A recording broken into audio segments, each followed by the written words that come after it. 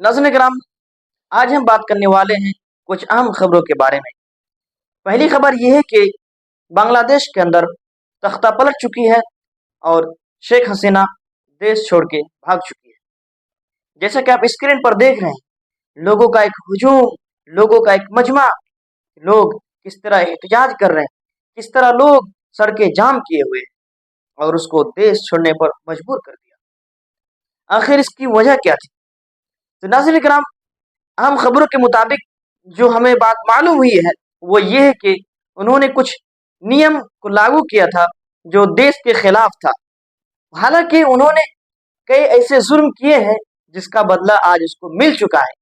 उन्होंने उलमाए कराम पर और बहुत सारे मजलूम पर बहुत सारे जुल्म किए थे और उसका बदला आज इन लोगों ने दे दिया और इन लोगों ने साबित कर दिया कि हम जुल्म किसी का बर्दाश्त नहीं करेंगे।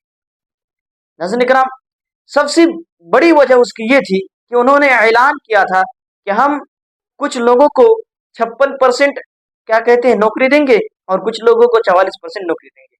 हालांकि उनका ये फैसला बिल्कुल गलत था, इसीलिए उन लोगों ने तस्लीम नहीं किया और वो लोग सड़कों पर उतर आए। और जैसा कि आप देख सकते हैं कि इन लोगों ने कैसे उसके आवास पर कब्जे किए हुए हैं और कैसे हर सामान लूट रहे हैं।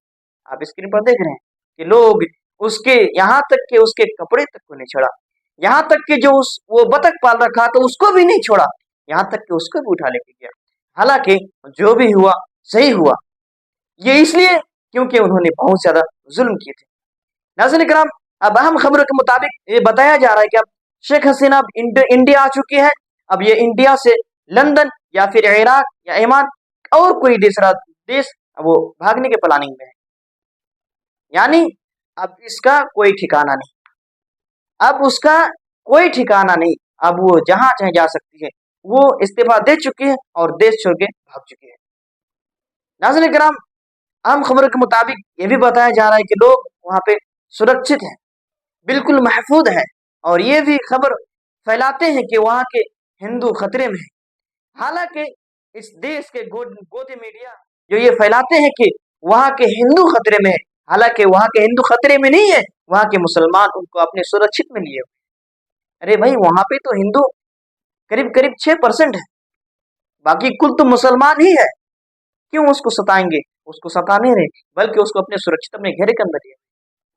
ये जो बात फैलाई जा रही है कि वहां के हिंदू खतरे में है और मुसलमान ऐश मुझ कर रहे हैं और मुसलमान सब कुछ लूट लिया, हालांकि ये बात सही है, सब कुछ लूट लिया। आवास के अंदर घुस के, आवास के अंदर दाखिल होकर उसका जितने भी चीजें थी सब चीजों को लूट लिया। और ये जो अफवाहें फैलाई जा रही है कि वहां के हिंदू खतरे में है, जी नहीं, बिल्कुल वहां पे सुरक्षित और महफूज है, वहां के हिंदू खतरे में नहीं।